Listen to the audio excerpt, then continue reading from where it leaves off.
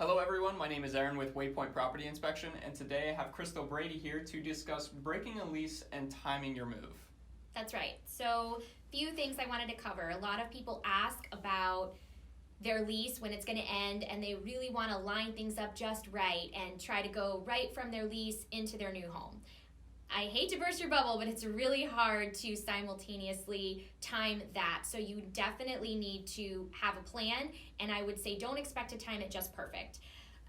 It takes about 30 to 45 days to close on a home, but we have no idea how long it's going to take you to find that home and successfully negotiate and get an accepted offer. And that's where timing it makes it difficult. So you definitely want to have some alternatives planned. The first thing I would suggest is find out if you can go month to month. If you're in an apartment complex, a lot of times they will offer the option to do a month to month. It's going to cost a little more money, but at least if you need an extra 1 or 2 months, we know that option's available versus renewing an entire lease.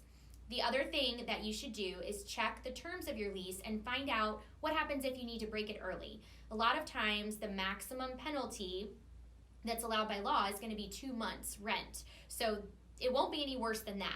But some apartment complexes or landlords might work with you or give you options where it would actually be less expensive to break a lease. And then it might make sense to actually break your lease if you did find your dream home a little bit before your lease was up. So another thing that I want you to keep in mind is your first mortgage payment and when that's going to begin. You do get a buffer, which is helpful, between when you close and when your first mortgage payment is due. So if you're in the middle of a lease ending, that could be useful. So I'll give you an example.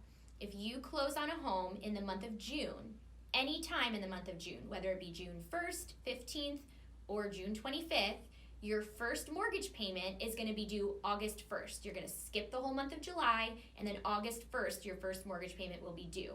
So if we identified a home in the month of May, went under contract, and knew we were closing in June, you'd be able to give notice to your apartment, and your first mortgage payment wouldn't actually be due until August 1st. So this might actually put you in a position where even terminating your lease early may not result in any double or overlapping payments between your lease and your mortgage.